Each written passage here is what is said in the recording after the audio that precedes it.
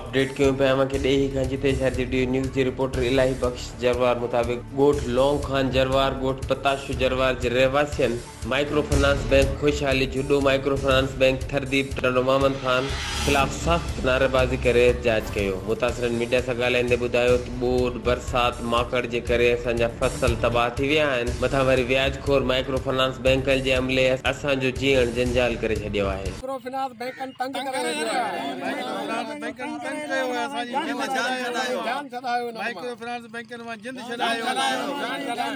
Micro finance बैंकनि मां जिंद छॾायो। जान छॾायो असांजी इन्हनि मां। हिननि जो वधीक चवणो त पंहिंजे बचनि जो गुज़र सफ़र मुश्किल सां करे रहिया आहियूं। खुशहाली बैंक जुडो थरदीप बैंक टंडो मोहम्मद खान ॿारनि असांखे व्याज जे लाइ तंग करे छॾियो आहे। असांखे हर रोज़ अची धमकियूं ॾेई रहिया आहिनि। हिननि आला अख़्तरनि खां नोटिस वठण जो मुतालबो कंदे चयो त अगरि असांजे कंहिं बि माण्हू ख़ुदकुशी कई त हुन जा ज़िम्मेवार खुशहाली माइक्रो फाइनेंस बैंक जुडो ऐं थरदीप बैंक टंडो मोहम्मद खान जो अमलो हूंदो।